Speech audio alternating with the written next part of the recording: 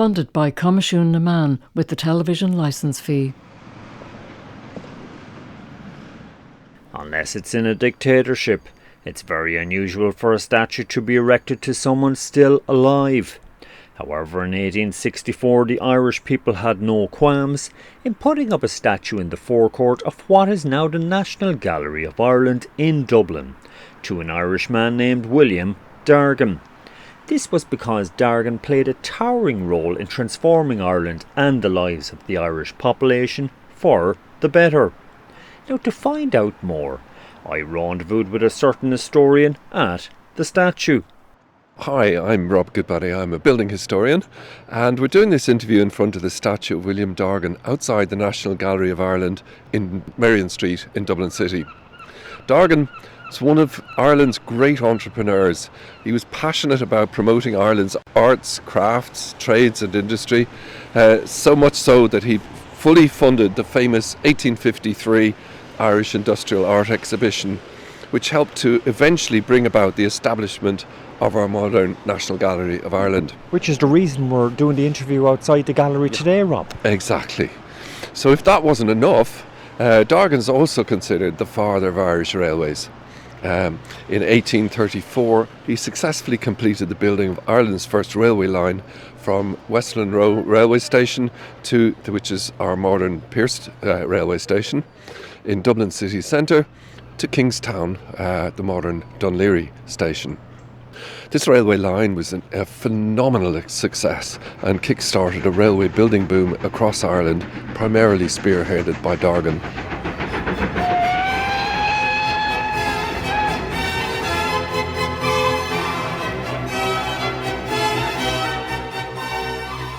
From the 1830s to the 1860s, Dargan built hundreds of miles of railway lines in Ireland, and in doing so, he helped to progress industry and commerce and also give employment at fair wages to thousands of people.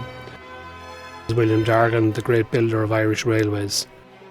William Dargan, a Carlow man, and he built hundreds of miles of railways. Dargan was building railways all over the island of Ireland, north, south, east and west. William Dargan is a very significant person in the early history of railways in Ireland. He was the father of the Irish railways. He built most of the Irish rail network. Most of it is still in use today. We all cross bridges and railways that Dargan was responsible for. About half the lines that are still open in Ireland were built by Dargan.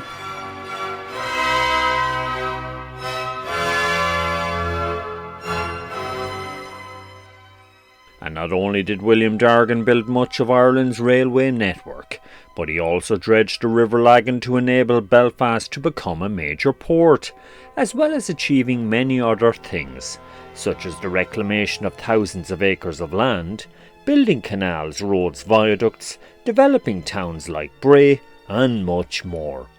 However, it's in his role as the father of the Irish railways that Dargan is perhaps best known. William Dargan was arguably the most successful and greatest railway engineer that we had in Ireland in the 19th century. Dargan, he's appropriately or justifiably known as the father of Irish railways. Certainly the term father of Irish railways is very relevant and appropriate. He was building railways, canals, etc. The sheer breadth of what he achieved in such a short life, really, is enormous. Dargan is one of the unsung heroes of 19th century Ireland for what he did for the country through his work on railways and other projects.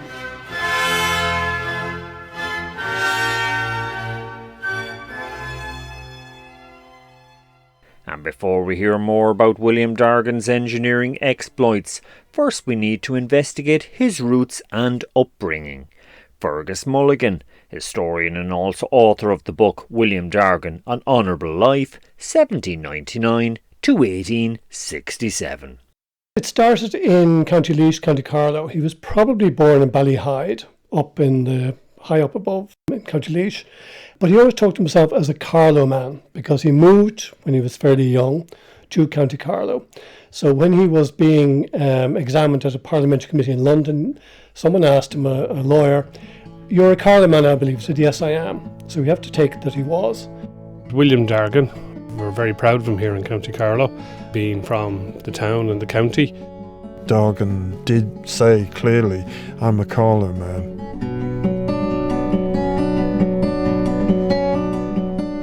So what kind of family was Dargan born into? Fergus Mulligan.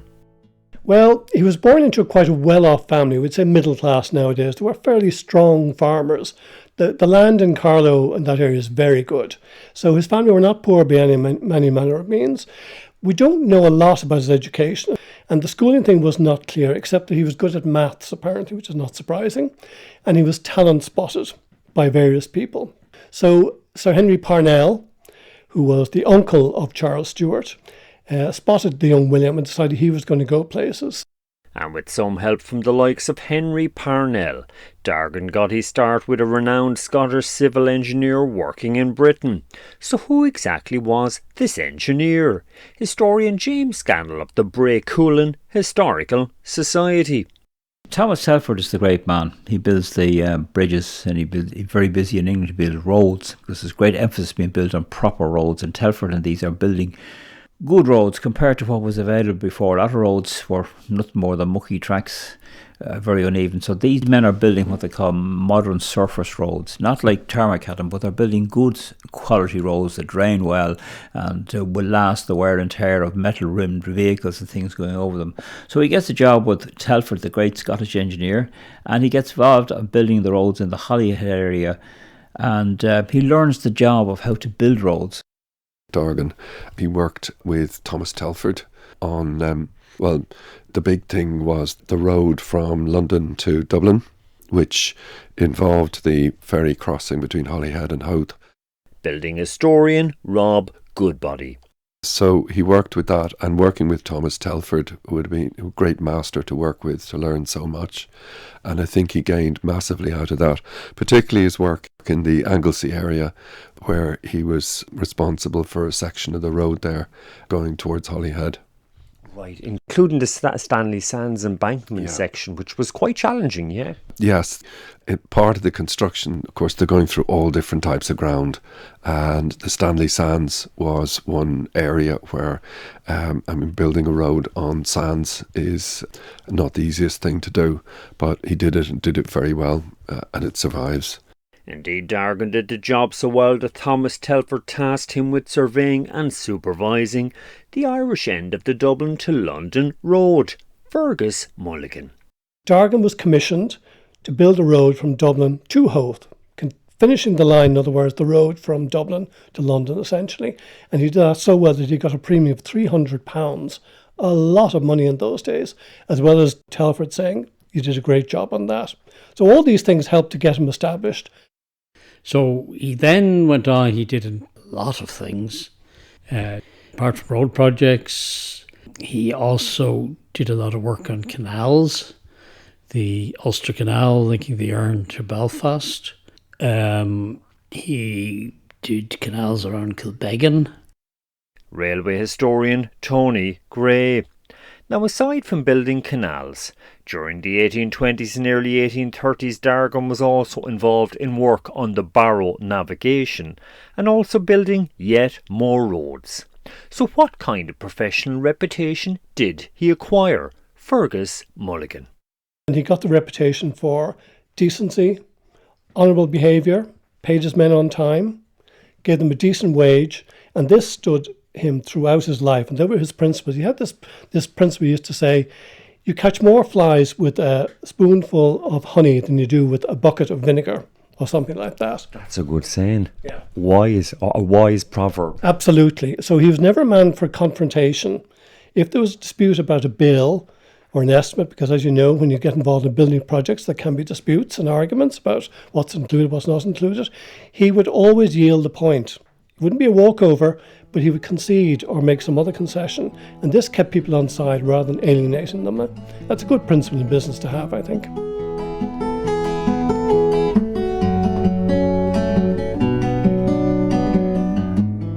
In 1830, the first public railway, which used only steam locomotives, began service between Liverpool and Manchester. Now, just a few years later, in 1833, William Dargan began building work on Ireland's first ever railway from Dublin to Kingstown, our modern Dún Laoghaire. Charles Friel, railway historian and also a founding member of the Railway Preservation Society of Ireland. Dargan was the man who implemented it all and got it done. Not easily, because the route lay across slublands and along the edge of the coast and so on. But he got it done, and it was the first railway then from, we now call Pierce, it was then Westland Row, south of the Liffey, out to Kingstown, now Dún Laoghaire. And it was a revolution in a time, because if people could then travel very quickly and very easily from one to the other and get to and from the cross-channel boats.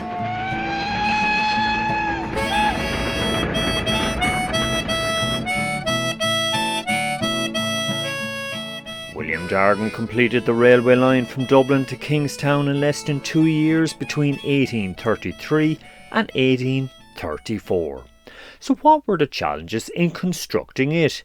Building historian Rob Goodbody. Although it's a very short line, it's a very complicated line in that it starts in Dublin City at a significant height above the streets. High enough that when they later built the loop line out of Westland Row Station, Pierce Station, the bridge is high enough that double-decker buses can go under it. So it's a mark of how high that railway is above the street.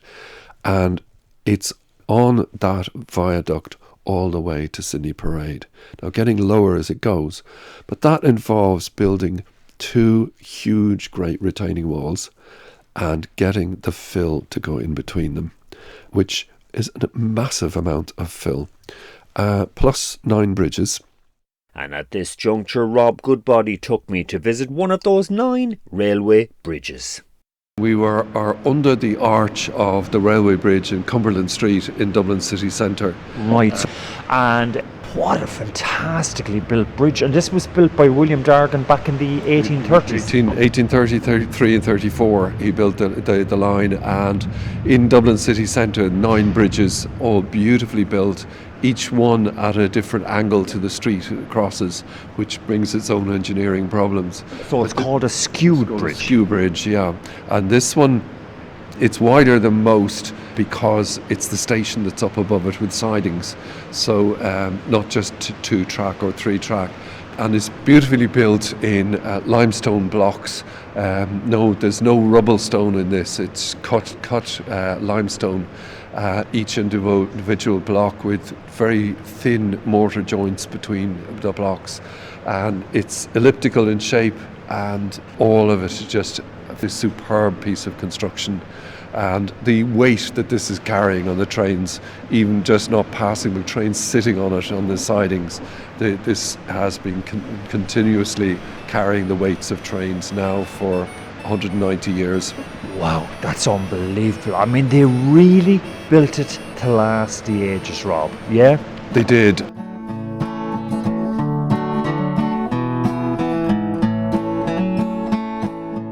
Aside from building an elevated railway line through Dublin city centre, Dargan also had to deal with the challenge of certain landowners objecting to his railway line crossing their property. Fergus Mulligan.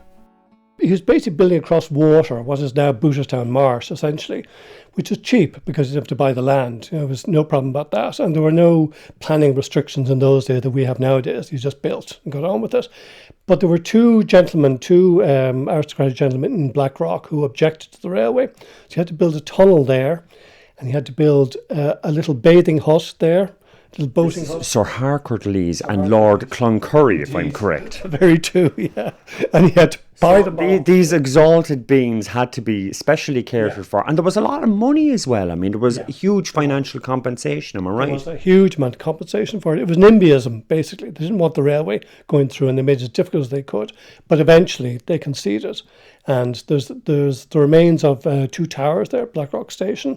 And there was cash payments, substantial cash payments, probably more than is recorded officially. But eventually they agreed and they allowed it to go through. And then there were problems with the sea because it is, as we know, from Marion Gate south as far as Dún Laoghaire, it runs alongside the sea. And Dargan dealt with this sea challenge by building a giant embankment to carry his railway line. Rob Goodbody. There's a huge amount of material needed to bring there to build that embankment across the sea. Then you get to Blackrock, you're cutting through granite to get through to the Sea Point area. Then they involve breaking down cliffs from Sea Point to the old village of Dunleary. However, Dargan overcame all these challenges and many more to successfully complete the line, so that it opened for business in December 1834. Dermot Mulligan, curator of Carlow County Museum, based in Carlow Town. Dargan, in the 1830s, he was the man who built the railway line from Dublin to Kingstown, Dublin to Dunleary. He was the man that coordinated and built Ireland's first railway. The first time anyone had built a modern-style railway in Ireland. The significance of the Dublin and Kingstown is that it was actually the first commuter railway in the world. It opened and it was an immediate success. Immediate success. And continued so for about 100 years and is still obviously a major commuter route. Again, marked Dargan out as someone who had a bright future ahead of him. And the fact that it's still used today is obviously a huge legacy to Dargan and all those people that worked on that.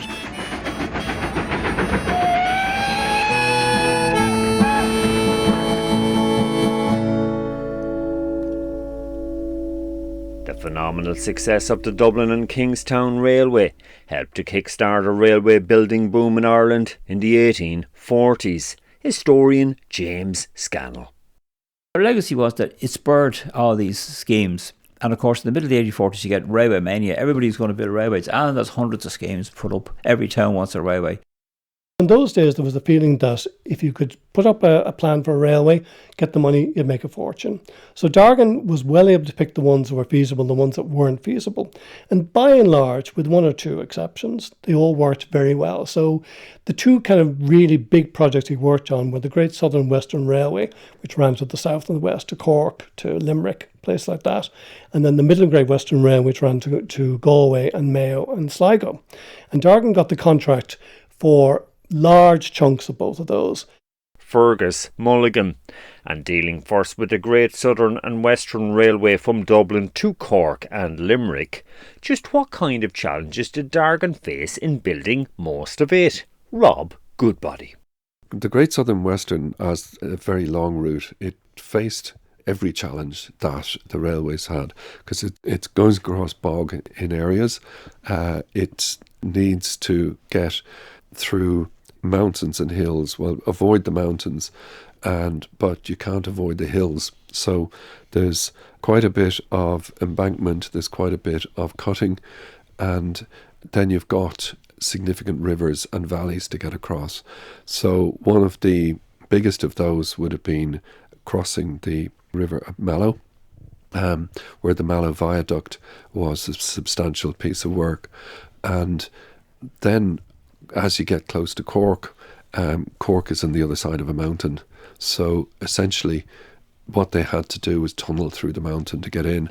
And anyone who's taken the train to Cork or from Cork will know, well, going to Cork, you just go into a tunnel and you emerge from the tunnel directly into Kent Station. So it's a major piece of engineering to get through that tunnel. And of course it's going across a viaduct immediately before it enters the tunnel as well. So you have that double issue, that your railway is way above the ground and suddenly it's way under the ground. It was a 6-year project. The Cork tunnel is over a mile long, and a lot of work, and there was no pneumatic drills or anything like that in those days. Today we have all this machinery, and we've cutting machines that'll actually go in and cut through the rock to the size you want. Oliver Doyle, railway historian and also author of the book Railways in Ireland, 1834 to 1984. Here's Charles Friel of the Railway Preservation Society of Ireland. The Cork tunnel was very, very hard, so progress was very, very slow. It's hard to realise now. I mean, nowadays, if you want to drill a hole, you grab an electric drill and a big enough thing and a hydraulic thing or whatever. But in those days, all the holes for putting in the charges were drilled by hand. You had three guys. One was holding a big steel spike with a sharpened end on a sort of blade at the bottom of it. And the bored the hole through the rock. One guy was holding this rod vertically. And every time a fella hit it with a hammer, he twisted it a quarter turn clockwise or whatever, and gradually ground its way in to make the hole. And working at the top end of this rod with a bit of a head on it were two guys with sledgehammers beating the living daylights out of it. He'd turn about left and right, left, right, left, right. And every time a hammer hit the top, the guy holding the rod was twisting it to get the turn motion, to grind away at the rock. Now, those holes... So this was brute force. Brute force, yes. It was basic physics. But there was no big three-phase electric drill coming up took a whole truck to carry it. It was basic stuff. So every hole had to be drilled like that through, and the rock in the Cork tunnel was very, very hard.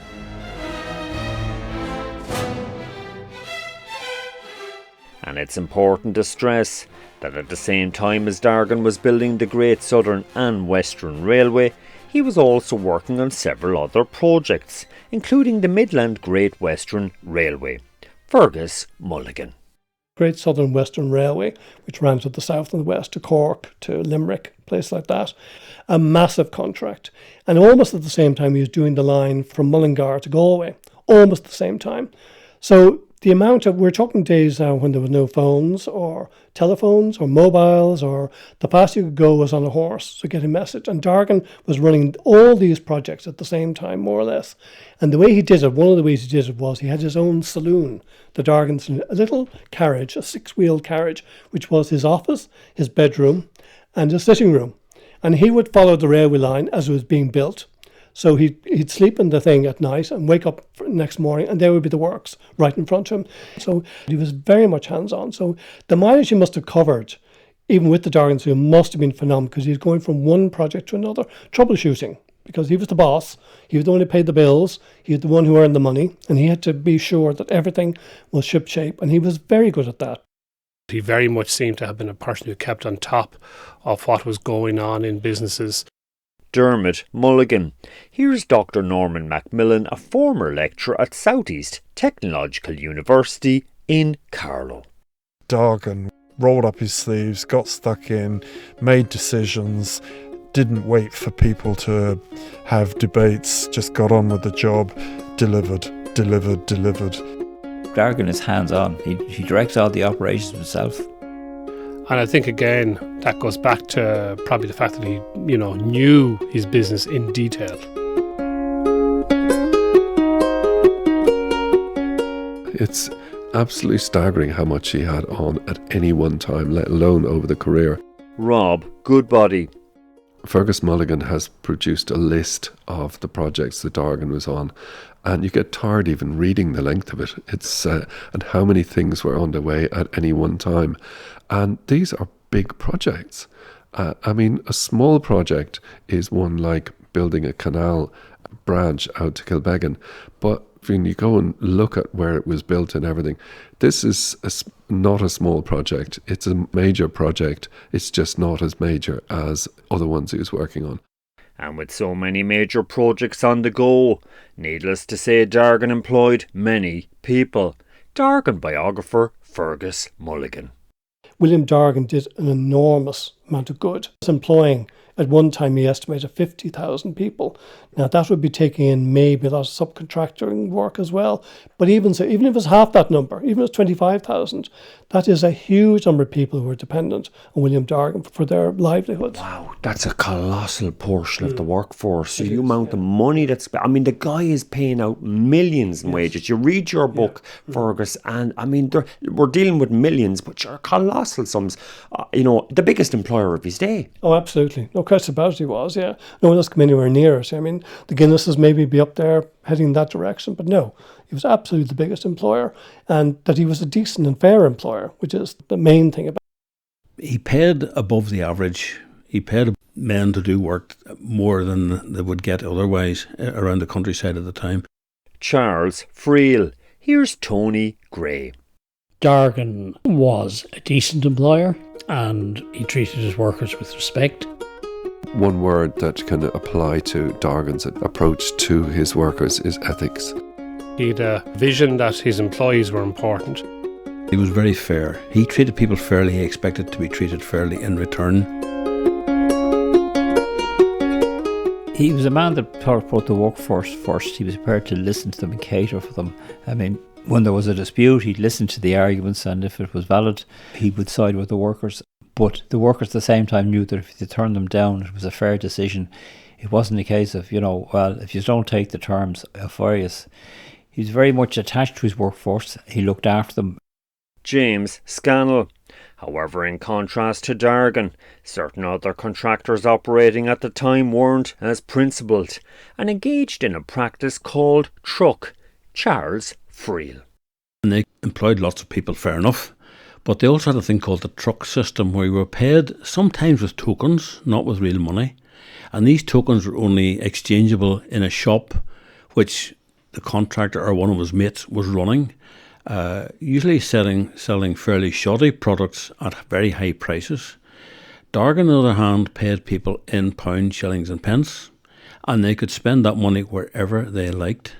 And that was an enormous contribution to the economy, because it was going into local shops and corner shops and so on.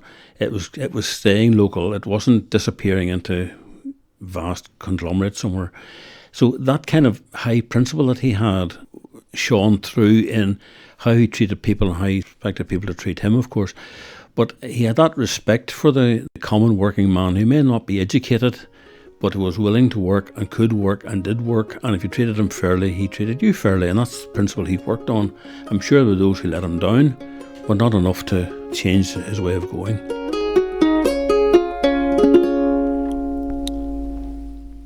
Many of William Dargan's biggest projects were on the go during the worst years of the Great Irish Famine, which lasted from 1845 to 1850, with over 1 million Irish people dying. William Henry, Galway City historian and also author of the book Famine, Galway's Darkest Years. Dargan, he gave employment, when you think about it, at the most vital time in Ireland's history, the darkest years of the famine. Others kind of paled into insignificance to a certain extent, and of course that's an opinion. But without a doubt, Dargan supplied an awful lot of people with employment, and this kept them out of the poorhouse, kept them out of the grave, and it kept them from immigrating.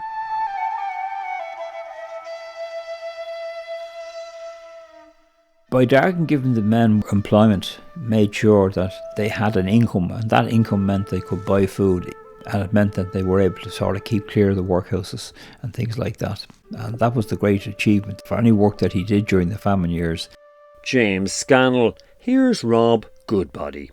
Work on the railway would have brought in a proper wage as opposed to just a subsistence pay to allow you to buy food. So people working on the railways were better off than the unlucky ones who were just still working on farms where the potatoes weren't growing.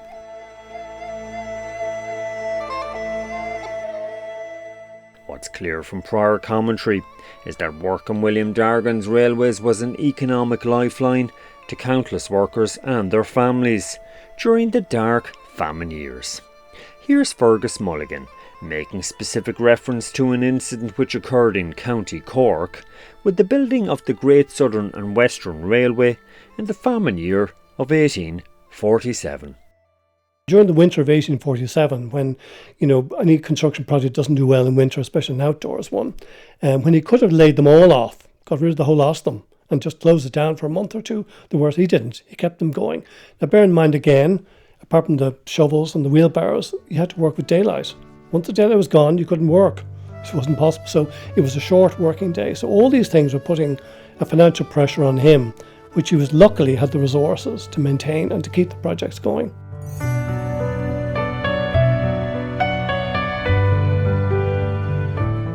we have the situation during the famine whereby the work project is really not suitable, but the problem is that if the men get laid off, they're going to face great hardship.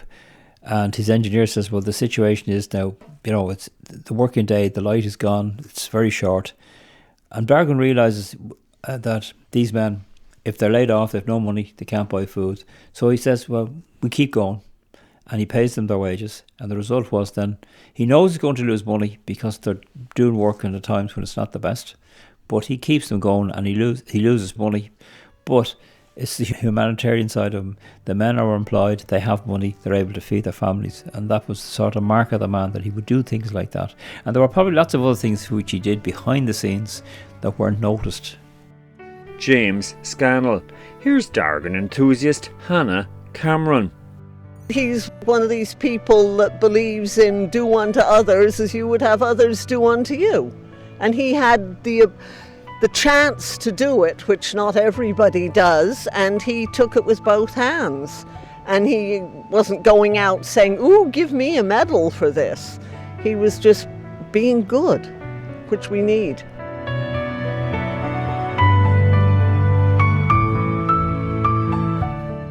He ended up losing, if you like, a fortune, but what he was doing was supporting people during the famine.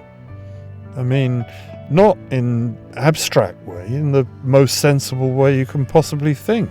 It's much, much better. Bread and butter, employment. Exactly. Norman Macmillan.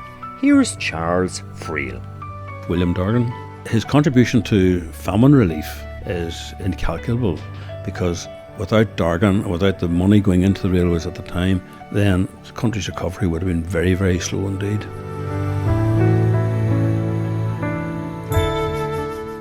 The coming of the railways to Ireland was an economic game changer, with most towns extremely eager to have a railway, especially one built by Dargan.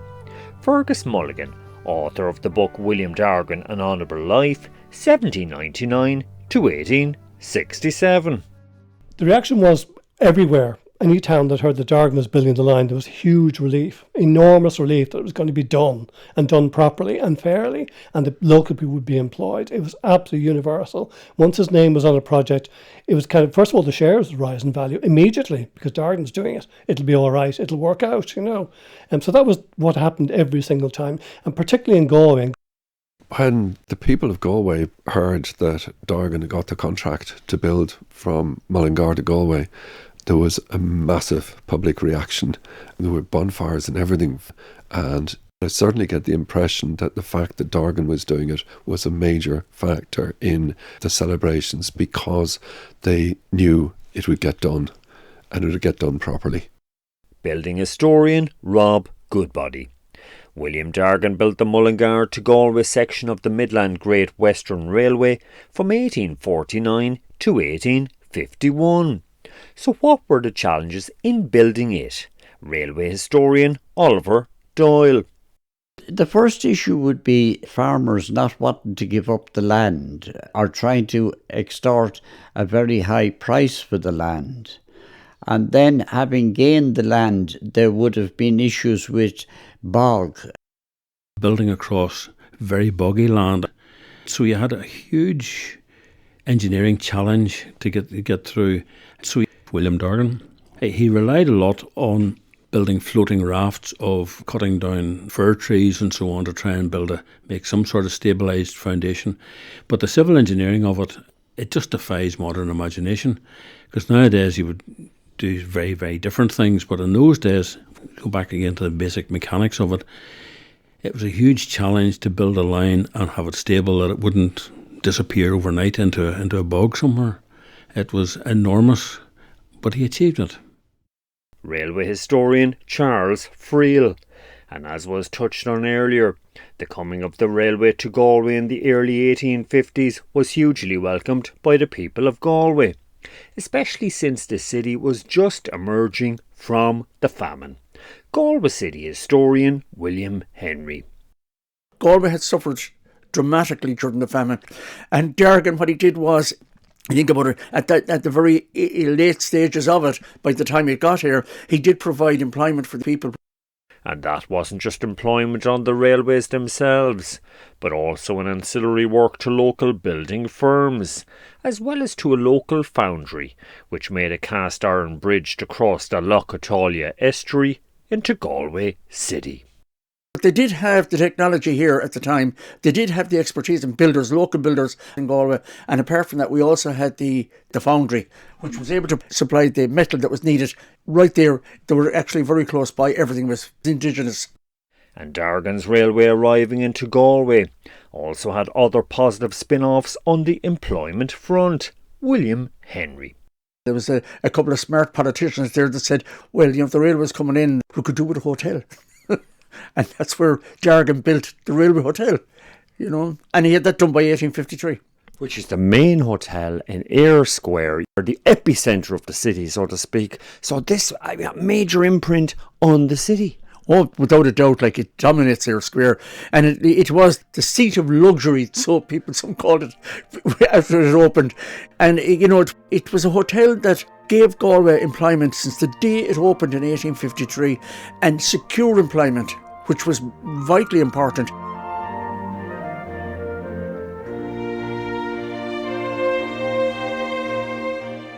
William Dargan was involved in building large sections of most of Ireland's main lines, including from Dublin to Cork, Dublin to Galway, and also Dublin to Belfast. Now, a major challenge which Dargan faced with the Dublin to Belfast line was building the 18-span Craigmore viaduct near Newry to carry the railway over a wide valley. This magnificent railway viaduct is about 1/4 of a mile long and the tallest in Ireland. Fergus Mulligan. The Craigmore Viaduct, and it's just south of Newry Station there, just across the border, and it spans this valley. It is absolutely enormous. When you get the train to Belfast, you don't really get a sense of how big it is because the train is going fairly fast, and it just is a huge span across the land.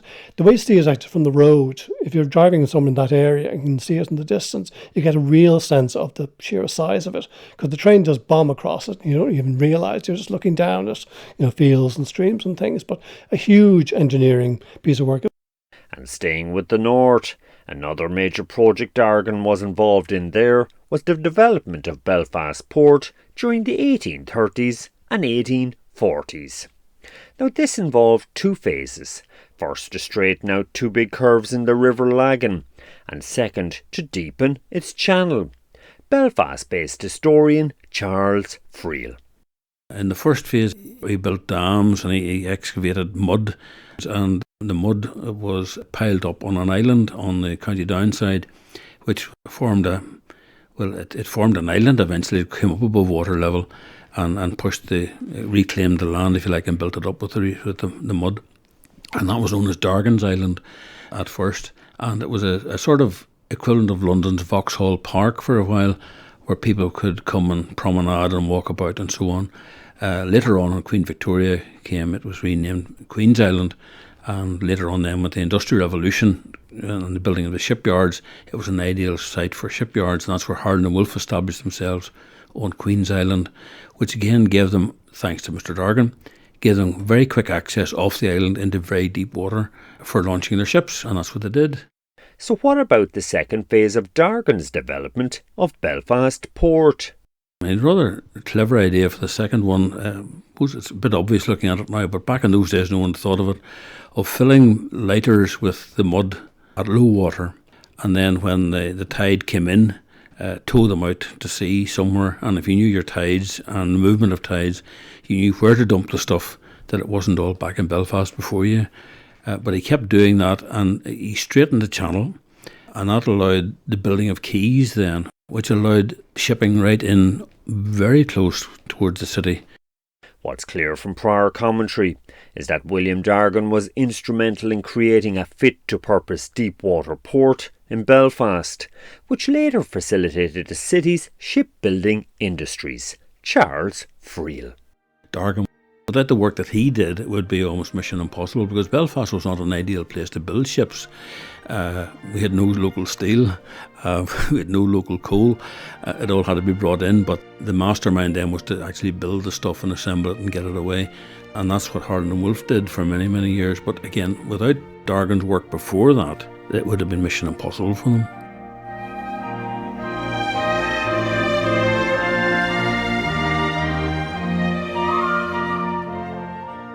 And it wasn't just places like Belfast that William Dargan played a major role in developing.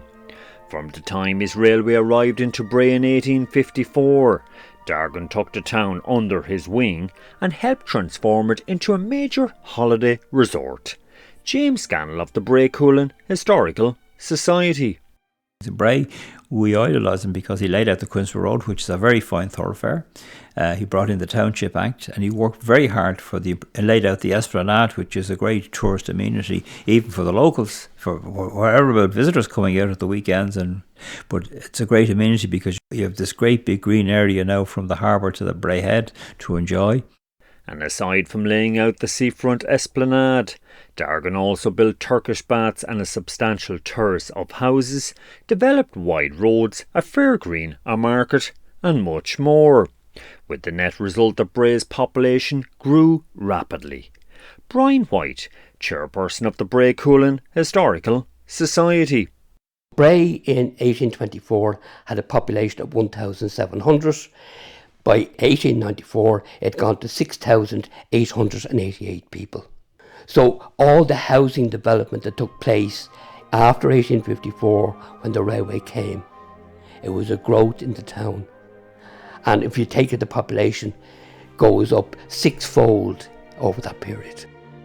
Dargan did a huge amount to bring Bray into what it is today. He more or less created Bray. Bray is essentially a railway town. He's a huge contribution to the development of Bray, and they do recognise it in Bray. They're very appreciative of Dargan. William Dargan did a good thing in building up Bray by bringing the railway here. Bringing the railway to Bray was very positive. So we have to thank William Dargan for bringing the train to Bray. I'm definitely grateful. I think we have a great deal to thank Dargan for.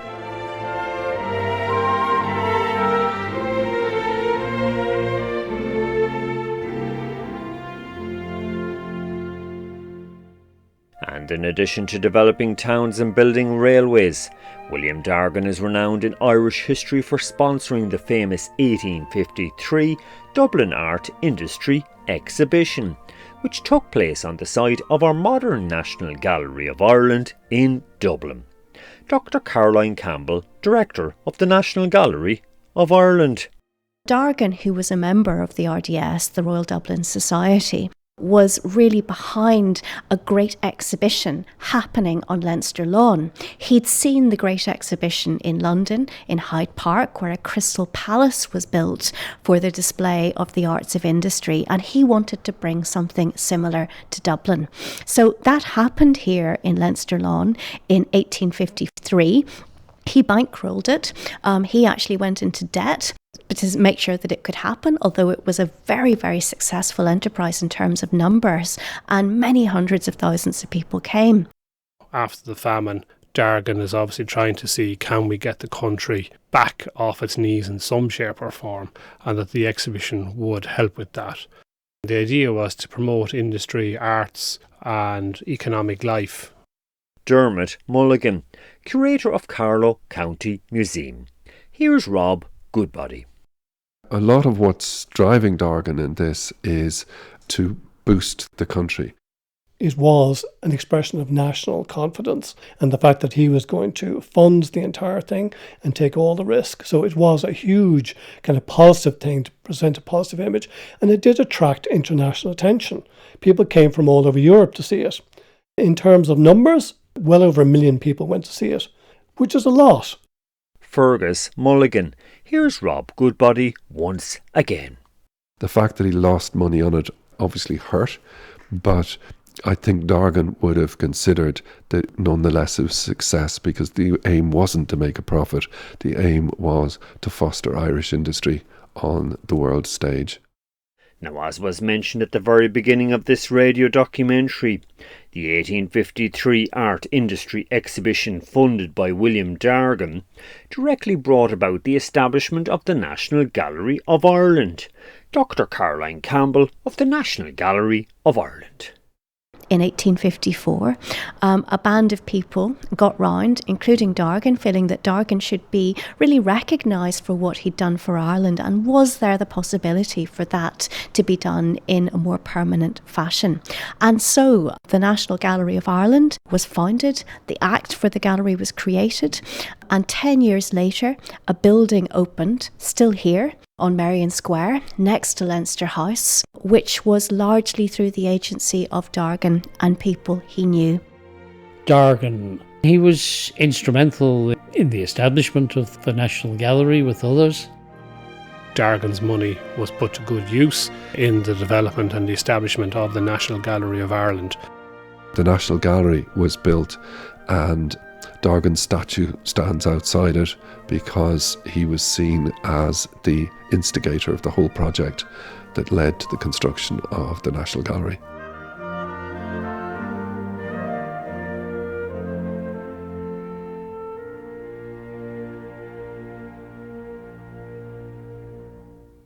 In 1866, William Dargan's finances were negatively affected by a major financial crash.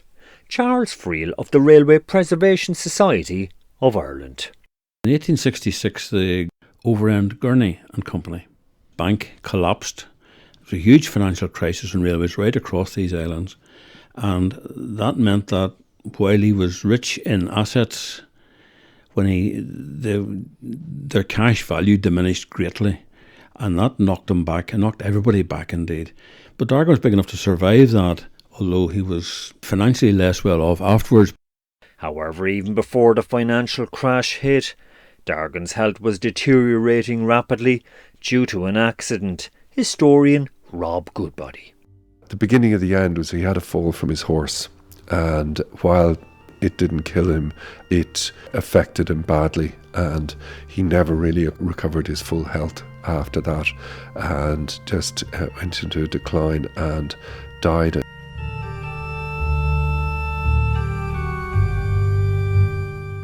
William Dargan went to his maker in February 1867. So what kind of funeral did he receive? Brian White. The funeral took place to Glasnevin, and the streets were thronged all the way from Fitzwilliam Square to Glasnevin Cemetery, sometimes up to 6 deep. Wow. So, I mean, this was a massive funeral.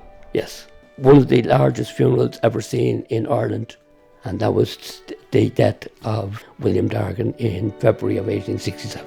Why such a big crowd? Again, he has touched everybody's life, from the railways through the commercial side of his life and the commercial goods that was carried, through tourism. Anybody who had a hotel, all were there to pay their final respects to William Dargan.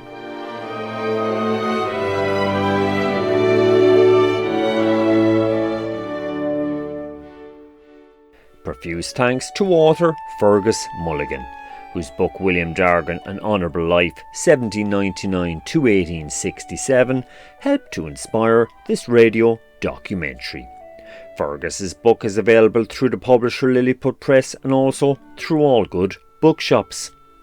During his life, William Dargan achieved many things, such as building railways, canals, roads, viaducts, helping to establish the National Gallery of Ireland, and much more.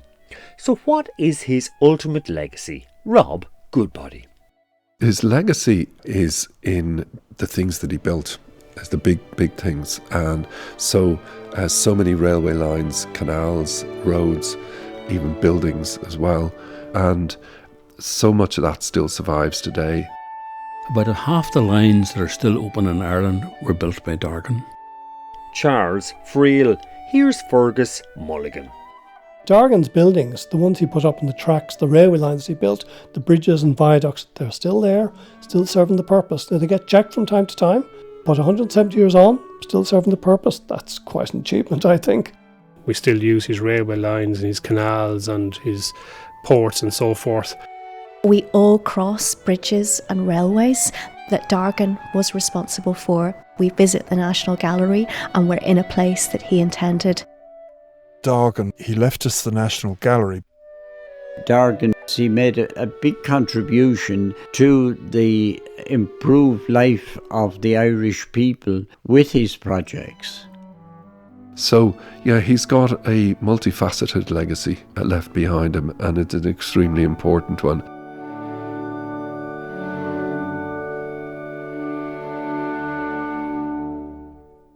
Funded by Comisiún na Man with the television licence fee.